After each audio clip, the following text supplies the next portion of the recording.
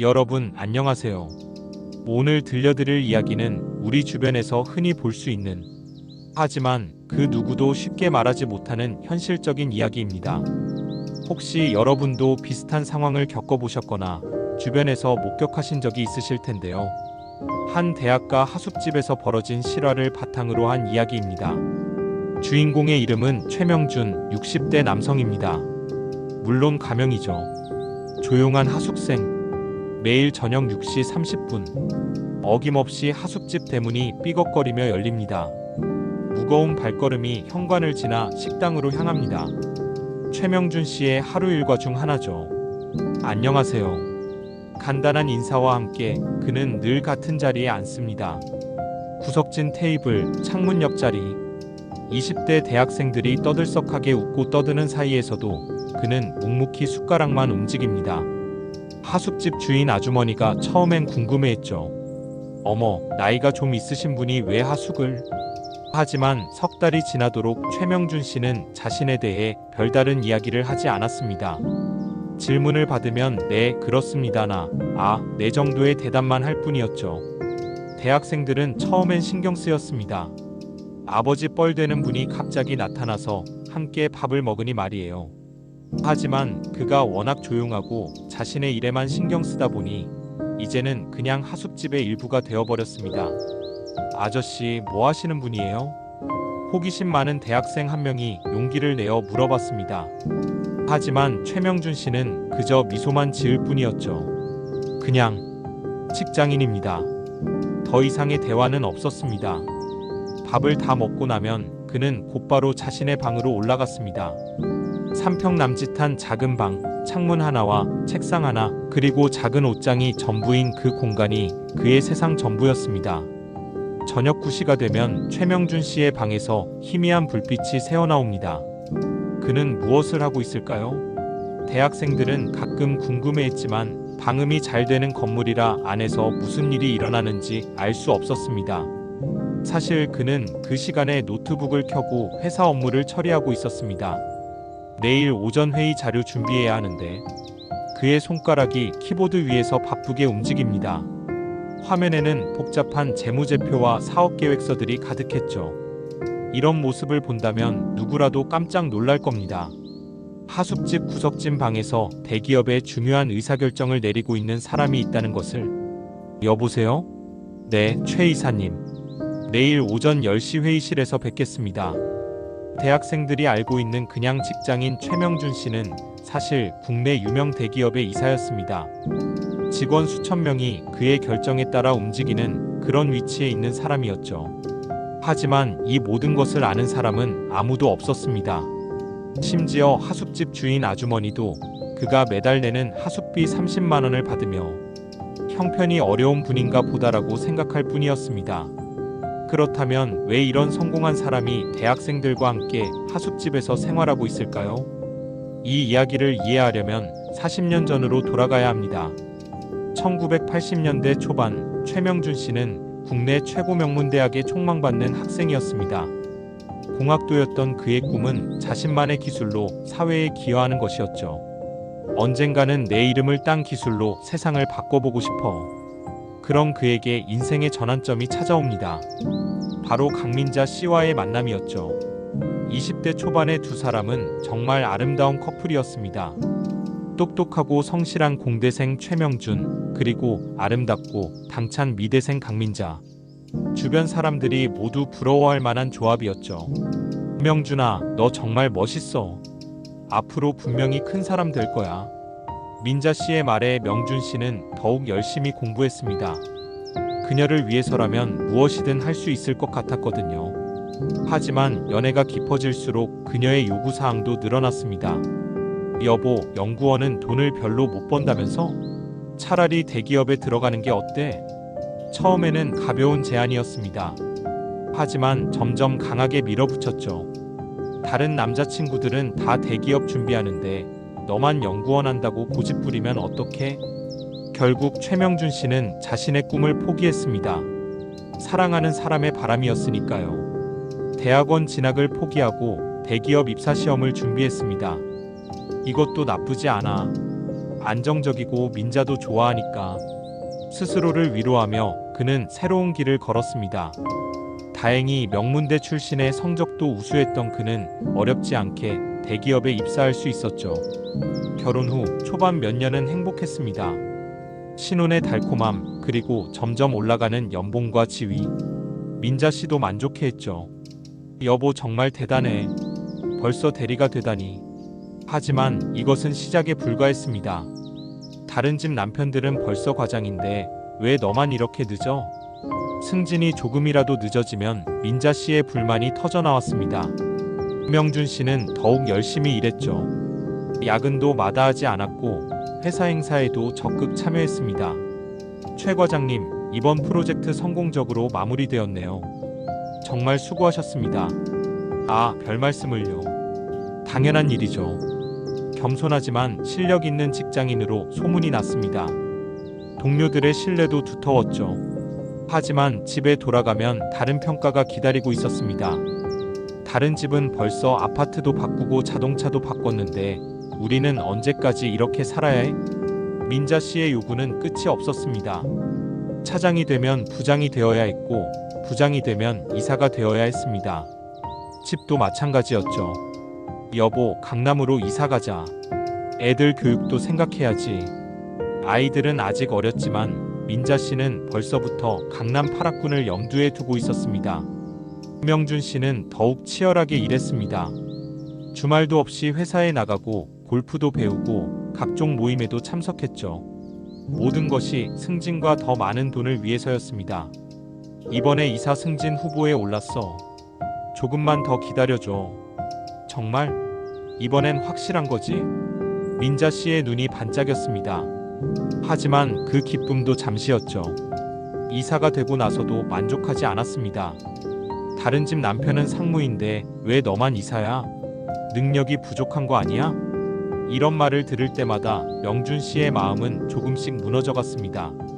하지만 가족을 위해서라고 생각하며 버텼죠. 집도 점점 좋은 곳으로 옮겼습니다. 아파트에서 시작해서 연립주택, 그리고 마침내 강남의 고급 단독주택까지. 이제 됐지? 이 정도면 만족해? 하지만 민자 씨의 대답은 냉정했습니다. 이 정도는 기본이지.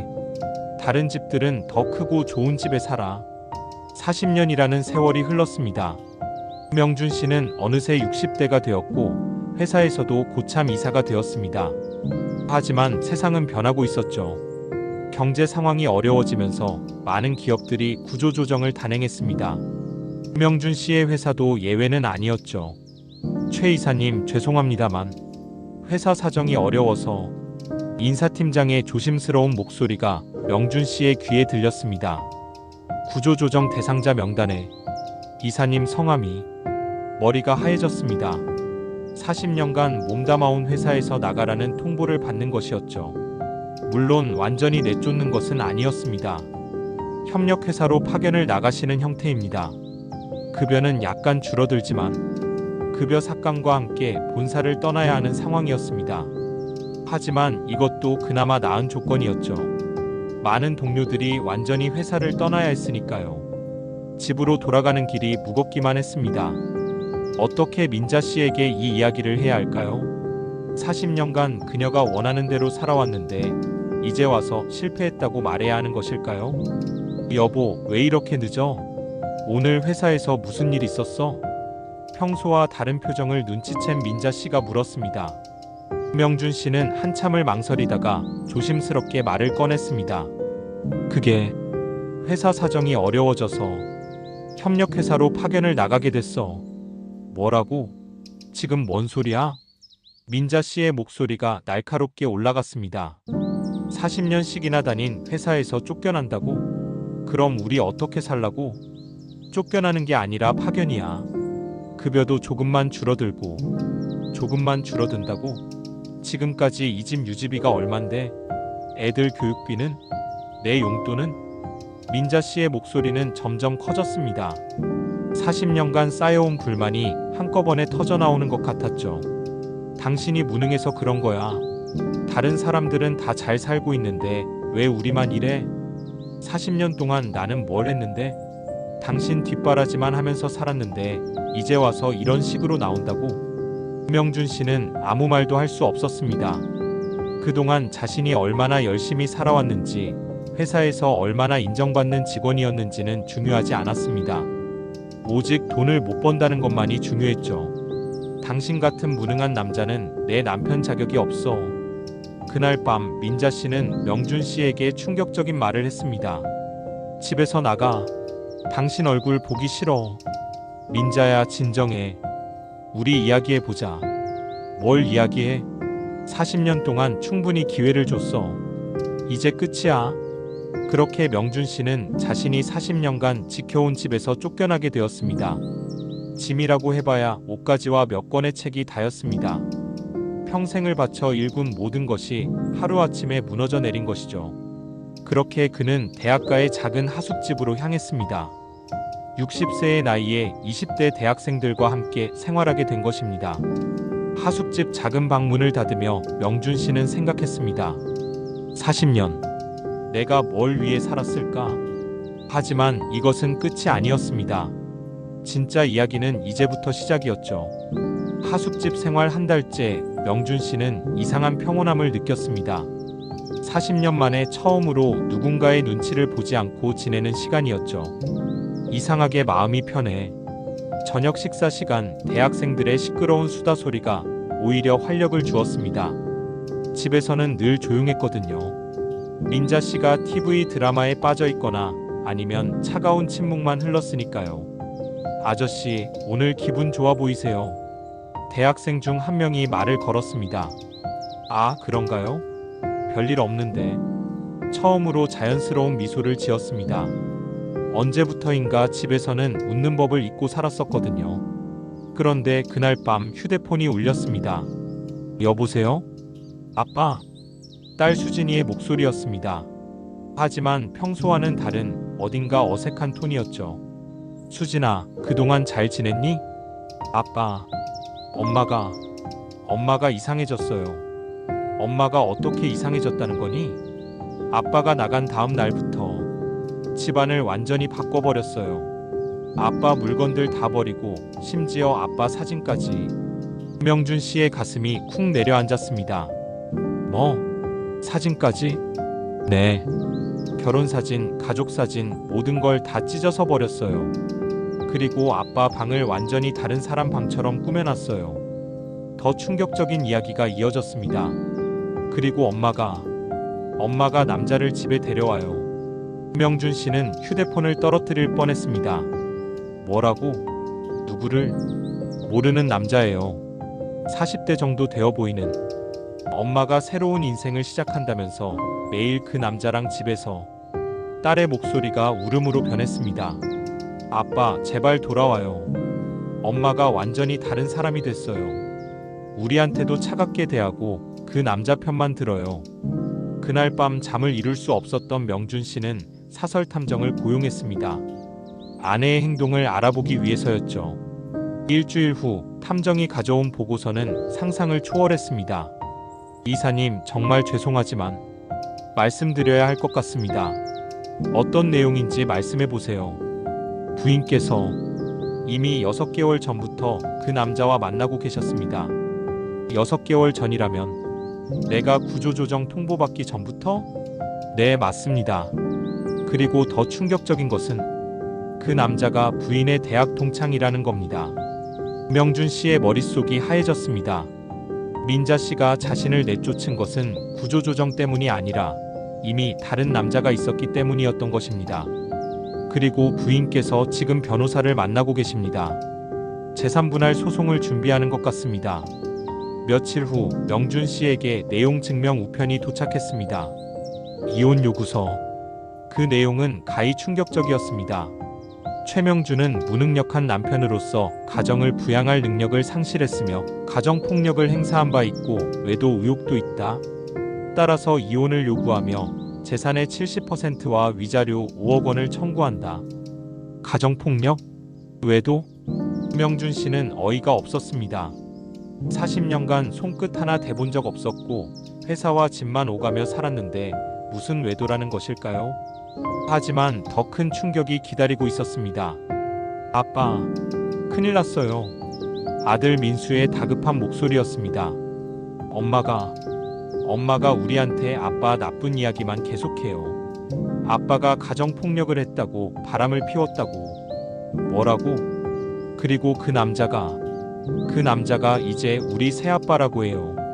우리 보고 그 사람한테 인사하라고. 민자 씨의 악랄함은 여기서 끝나지 않았습니다. 자녀들을 이용해서 명준 씨를 협박하기 시작한 것입니다. 수진아, 너희들도 이제 엄마 편이 되어야 해. 아빠는 우리를 버렸잖아. 엄마 아빠가 언제 우리를 버렸어요? 월급쟁이로 살면서 우리 가족 제대로 부양도 못했잖아. 그런 아빠가 무슨 소용이야? 민자 씨는 아이들에게 아버지에 대한 거짓 이야기를 계속 주입했습니다. 너희 아빠는 다른 여자와 바람을 피우고 있어. 그래서 집에도 안 들어오는 거야. 그게 아니라고 했잖아요, 엄마. 수진이가 반박했지만 민자 씨는 듣지 않았습니다. 너희가 아빠 편을 들면 이 집에서 나가야 해. 알겠어? 결국 아이들은 어머니의 협박에 굴복할 수밖에 없었습니다. 갈 곳이 없었으니까요. 한편 민자 씨는 이혼 소송에서 유리한 위치를 차지하기 위해 더욱 치밀한 계획을 세웠습니다. 여보, 우리 집 명의를 제 명의로 바꿔주세요. 새로운 남자친구에게 부탁한 것입니다. 그리고 남편 명의로 된 예금도 모두 제 계좌로 옮겨주세요. 어차피 이혼하면 재산 분할 받을 거잖아요.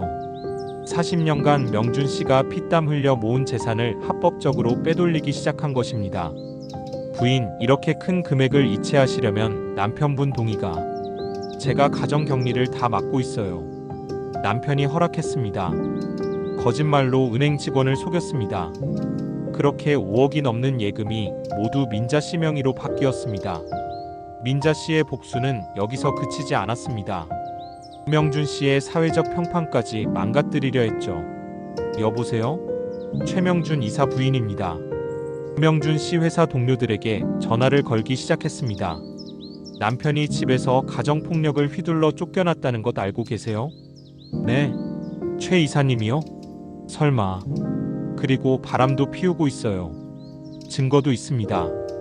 모두 거짓말이었지만 소문은 빠르게 퍼져나갔습니다. 최 이사님이 집에서 쫓겨났다며? 정말? 그분이 그런 분이었나? 부인이 직접 전화해서 그랬다는데. 명준 씨는 회사에서도 이상한 시선을 받기 시작했습니다.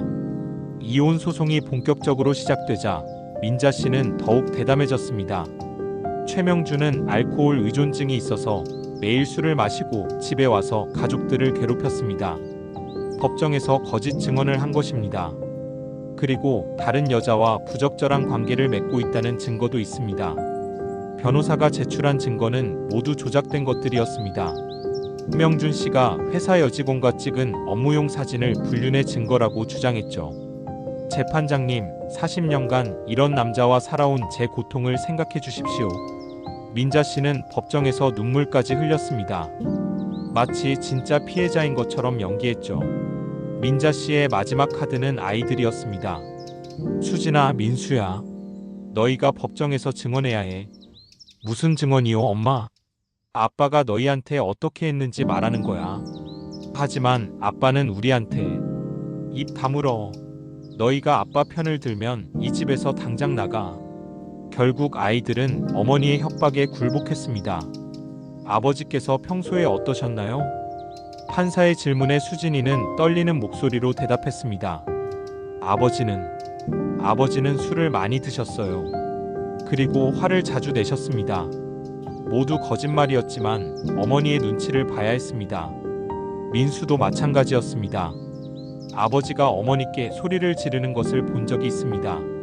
이렇게 해서 명준 씨는 완전히 고립되었습니다. 아내는 다른 남자와 살면서 자신을 가정폭력범으로 몰아세웠고 아이들마저 거짓 증언을 했습니다. 회사 동료들도 이상한 시선으로 바라봤죠. 내가 정말 잘못 살았나? 하숙집 작은 방에서 명준 씨는 자신의 인생을 되돌아봤습니다. 40년간 오로지 가족만을 위해 살았는데 이제 와서 모든 것을 잃게 되다니. 그날 밤도 비가 내렸습니다. 창밖을 바라보며 명준 씨는 생각했습니다. 이대로 져야 하나? 40년을 바친 내 인생이 이렇게 끝나야 하나? 하지만 그때 하숙집 아주머니가 방문을 두드렸습니다. 아저씨, 잠깐 이야기 좀 할까요? 무슨 일이시죠? 아저씨가 뭘 하시는 분인지는 모르겠지만 좋은 사람이라는 건 알겠어요. 하숙집 아주머니는 3개월간 명준 씨를 지켜본 소감을 털어놓았습니다. 술도 안 드시고 담배도 안 피우시고 학생들한테도 친절하시고 그런 분이 가정폭력을 했다는 게 말이 안 돼요. 그리고 아저씨, 대학생들이 아저씨 이야기 많이 해요. 진짜 좋은 아버지 같다고. 처음으로 누군가가 자신을 믿어준다는 느낌이었습니다. 아저씨, 포기하지 마세요. 진실은 언젠가 밝혀질 거예요. 그날 밤 명준 씨는 결심했습니다. 더 이상 당하고만 있을 순 없다. 반격할 때가 왔어. 명준 씨는 본격적인 반격을 준비했습니다. 먼저 자신의 결백을 증명할 증거들을 모으기 시작했죠. 40년간의 회사 생활 기록, 동료들의 증언, 건강검진 기록, 자신이 술을 마시지 않는다는 증거, 가정폭력을 할 수 없는 성격이라는 증거들을 차근차근 준비했습니다. 그리고 민자 씨의 거짓말들을 하나하나 반박할 자료들도 찾아냈죠. 이제 진짜 싸움이 시작이야. 하숙집 작은 방에서 60세 남자의 마지막 전쟁이 시작되었습니다. 민자 씨는 몰랐습니다. 자신이 40년간 무시하고 짓밟았던 그 남자가 얼마나 치밀하고 똑똑한 사람인지를, 그리고 진실은 언젠가 밝혀진다는 것을. 40년간 쌓인 모든 분노와 억울함이 이제 폭발할 차례였습니다. 과연 명준 씨는 이 불공정한 싸움에서 승리할 수 있을까요? 그리고 민자 씨의 거짓말들은 어떻게 폭로될까요? 하숙집 작은 방에서 명준 씨는 밤을 새워가며 준비했습니다. 40년간 대기업에서 쌓은 모든 경험과 지혜를 총동원했죠. 증거는 거짓말을 하지 않아. 그의 책상 위에는 수십 개의 파일이 정리되어 있었습니다. 첫 번째 폴더, 자신의 결백을 증명하는 증거들. 40년간의 인사평가서, 회사 동료들과 부하 직원들의 증언서, 건강검진 기록관 수치 정상 마이너스, 술을 마시지 않는다는 증거, 가정폭력 전력이 전혀 없다는 경찰서 확인서. 두 번째 폴더, 민자 씨의 거짓말을 반박하는 증거들. 은행 거래 내역, 재산 빼돌리기 증거, 불륜 상대방과의 통화 녹음, 자녀들에게 거짓 증언을 강요하는 녹음 파일, 거짓 증거 조작 과정을 담은 사진들. 이제 모든 준비가 끝났어. 명준 씨는 새로운 변호사를 만났습니다. 이번에는 대기업 법무팀에서 추천한 실력파 변호사였죠. 의사님, 이 정도 증거면 충분히 승산이 있습니다. 변호사도 놀랄 정도로 치밀한 준비였습니다. 법정에서 첫 번째 폭탄이 터졌습니다. 재판장님, 상대방이 주장하는 재산 분할 요구는 부당합니다. 명준 씨의 변호사가 서류를 제출했습니다. 피고인 강민자 씨는 이미 원고의 재산 5억 3천만 원을 무단으로 이체했습니다. 이는 명백한 횡령행위입니다. 민자 씨의 얼굴이 창백해졌습니다. 그건 제가 가정격리를 맡고 있어서. 하지만 원고의 동의 없이 이렇게 큰 금액을 이체한 것은 불법입니다. 더욱이 이 돈으로 제3자인 남성의 사업자금으로 사용했다는 증거도 있습니다. 법정이 술렁였습니다. 민자 씨는 아예 말을 잇지 못했죠. 재판장님, 이는 단순한 재산 분할이 아니라 계획적인 재산 빼돌리기입니다. 그리고 피고인의 불륜 사실도 명확합니다. 변호사가 두 번째 폭탄을 터뜨렸습니다. 피고인은 6개월 전부터 대학 동창인 박모 씨와 부적절한 관계를 맺어왔습니다. 이는 원고가 구조조정 통보를 받기 훨씬 전부터의 일입니다. 법정에 녹음 파일이 재생되었습니다. 여보, 이제 곧 그 남자 내쫓을 수 있을 것 같아. 구조조정 핑계로 쫓아내면 완벽하지 않을까? 그래, 40년이나 참았으니 이제 그만해도 되지. 나랑 새 출발하자. 법정이 조용해졌습니다. 민자 씨의 목소리가 너무나 선명했거든요. 이것은 명백히 피고인이 원고를 내쫓기 위해 계획적으로 준비한 일입니다. 민자 씨는 완전히 당황했습니다. 그건 합성된 거예요. 가짜예요. 하지만 증거는 너무나 명확했습니다. 재판장님, 피고인의 가정폭력 주장도 모두 거짓입니다. 세 번째 폭탄이었습니다. 원고는 40년간 회사에서 모범사원으로 인정받았으며 알코올 의존증이나 폭력성과는 거리가 먼 사람입니다. 증인들이 줄줄이 나왔습니다. 최 이사님은 제가 아는 사람 중 가장 온화한 분입니다. 20년간 함께 일했지만 화내는 모습조차 본 적이 없습니다. 술자리도 항상 피하셨고 가족 이야기만 나오면 눈이 반짝이셨어요. 야근을 해도 항상 집에 연락드리고 가족을 위해 모든 것을 희생하는 분이었습니다. 감동적인 음악.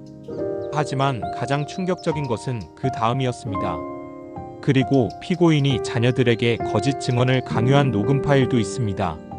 수진아, 너희가 아빠 편을 들면 이 집에서 나가야 해.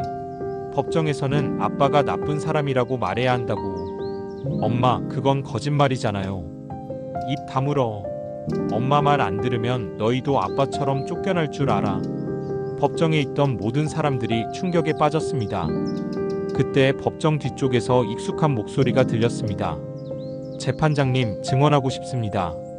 수진이와 민수가 법정에 나타났습니다. 우리가 거짓말을 했어요. 엄마가 시킨 대로 했지만 더 이상 참을 수 없어요. 아빠는 한 번도 우리에게 손을 댄 적이 없어요. 술도 마시지 않으셨고 오히려 우리를 너무 사랑해 주셨어요. 40년간 오직 가족만을 위해 살아오신 분이에요. 회사에서 힘든 일이 있어도 집에서는 항상 웃으셨어요. 민수도 울먹이며 증언했습니다. 엄마가 다른 남자와 바람을 피우는 것도 우리가 다 봤어요. 아빠가 출장 간 사이에 그 남자가 우리 집에서 잤어요. 그런데 엄마는 우리더러 아빠를 나쁜 사람으로 만들라고 했어요. 안 그러면 집에서 쫓아내겠다고. 명준 씨의 눈에서 눈물이 흘렀습니다.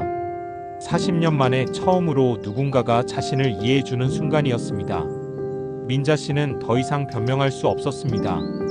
모든 거짓말이 폭로되었으니까요. 재판장님, 저는 충분합니다. 판사가 엄중한 목소리로 말했습니다.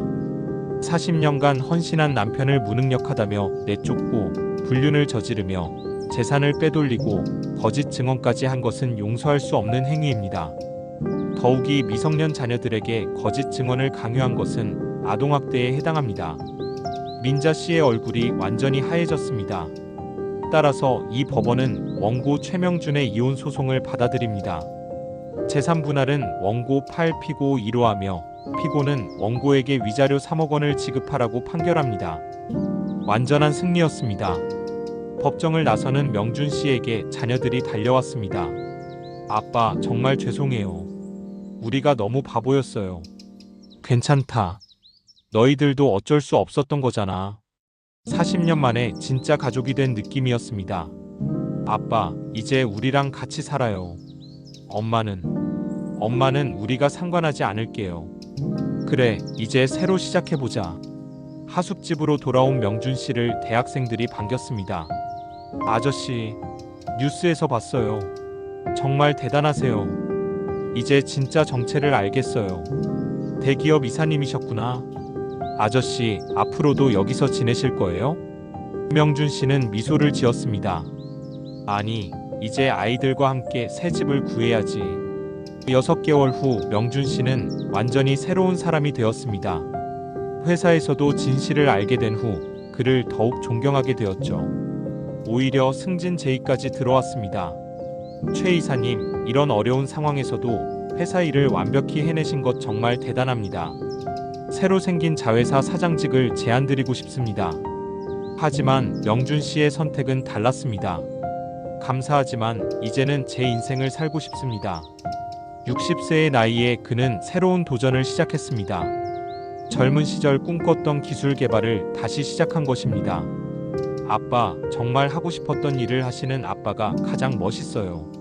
수진이의 말에 명준 씨는 활짝 웃었습니다. 40년 만에 처음으로 진짜 자신의 인생을 사는 느낌이었습니다. 한편 민자 씨는 완전히 몰락했습니다. 불륜 상대방도 그녀를 버렸죠. 재산이 없어지자 관심도 사라진 것입니다. 당신 때문에 내 인생이 망했어. 하지만 이미 늦었습니다. 40년간 금의 어머니로 살던 그녀는 혼자서는 아무것도 할 수 없었거든요. 결국 작은 원룸에서 혼자 쓸쓸히 살게 되었습니다. 내가 뭘 잘못했다고. 마지막까지도 자신의 잘못을 인정하지 않았습니다. 명준 씨가 하숙집을 떠나기 전날 아주머니가 말했습니다. 아저씨, 제가 60년을 살면서 깨달은 게 있어요. 무엇인가요? 진짜 좋은 사람은 언젠가 꼭 보상받게 되어 있어요. 아저씨처럼요. 그리고 나쁜 사람은 언젠가 꼭 벌을 받게 되어 있고요. 40년이 걸렸지만 결국 진실이 밝혀졌잖아요. 이게 바로 하늘의 뜻이에요. 명준 씨는 고개를 끄덕였습니다. 아주머니 말씀이 맞네요. 늦었지만 새로운 시작이죠. 5년 후 명준 씨는 작은 기술회사의 성공한 CEO가 되었습니다. 젊은 시절 꿈꿨던 기술로 사회에 기여하는 삶을 살고 있었죠. 아빠, 오늘 신문에 아빠 회사 기사 나왔어요. 정말? 뭐라고 나왔는데? 60세에 새로 시작해서 성공한 기업가 이렇게 나왔어요. 수진이와 민수는 이제 진짜 자랑스러운 아버지를 두었습니다. 그런데 아빠, 가끔 하숙집 아저씨들 보러 가시잖아요. 응, 그 친구들이 나한테 큰 힘이 되었거든. 대학생들과의 우정도 계속 이어졌습니다. 그들에게 명준 씨는 인생의 멘토였죠. 아저씨 덕분에 우리도 좋은 어른이 되는 법을 배웠어요. 인생에서 중요한 건 돈이나 지위가 아니라 사람됨이라는 걸 알았어요. 여러분, 이렇게 해서 최명준 씨의 이야기가 끝났습니다. 40년간 남을 위해 살았던 한 남자가 마침내 자신의 진짜 인생을 찾은 이야기였습니다. 혹시 지금 이 이야기를 듣고 계신 여러분 중에도 비슷한 상황에 계신 분이 있으실까요? 40년, 50년을 가족을 위해, 남을 위해 살아오셨는데 정당한 대접을 받지 못하고 계신 분들, 배우자나 자녀들에게 인정받지 못하고 때로는 무시당하며 살고 계신 분들, 이 이야기가 여러분께 말씀드리고 싶은 건 이겁니다. 진실은 언젠가 반드시 밝혀집니다. 그리고 선한 사람은 언젠가 꼭 보상받게 되어 있어요. 비록 늦을 수는 있지만 포기하지 마세요. 여러분의 인생도 언제든 새로 시작할 수 있습니다. 60세든 70세든 말이에요. 최명준 씨처럼 말이죠. 그분은 60세의 나이에 완전히 새로운 인생을 시작했고 진짜 행복을 찾았습니다. 여러분도 할 수 있어요. 오늘 이 이야기가 여러분의 마음에 작은 위로와 큰 희망이 되었기를 바랍니다. 그리고 혹시 주변에 이런 어려움을 겪고 계신 분이 있으시다면 이 이야기를 들려주세요. 세상에는 여러분 같은 좋은 사람들이 더 많다는 것을, 그리고 언젠가는 반드시 좋은 일이 생긴다는 것을 말해주세요. 마지막으로 여러분께 부탁드리고 싶은 것이 있습니다. 만약 오늘 이 이야기가 여러분의 마음에 닿았다면 좋아요 버튼 한번 눌러주세요. 그 작은 클릭 하나가 저에게는 큰 힘이 됩니다. 그리고 구독 버튼도 꾹 눌러주세요. 저는 앞으로도 여러분 같은 중장년층 분들의 이야기를 계속 들려드리고 싶습니다. 우리 세대만이 공감할 수 있는 우리들만의 이야기를, 때로는 가슴 아프지만 결국은 희망을 주는 그런 이야기들을 말이에요. 여러분이 구독을 해주시고 좋아요를 눌러주실 때마다 저는 이렇게 생각합니다. 아, 내 이야기를 들어주는 사람들이 있구나. 내가 혼자가 아니구나. 그런 마음으로 더 좋은 이야기, 더 감동적인 이야기를 준비하게 됩니다. 오늘도 끝까지 들어주셔서 정말 고맙습니다. 다음에도 또 좋은 이야기로 찾아뵐게요. 여러분 모두 건강하시고 행복한 하루 보내세요. 구독과 좋아요 잊지 마세요.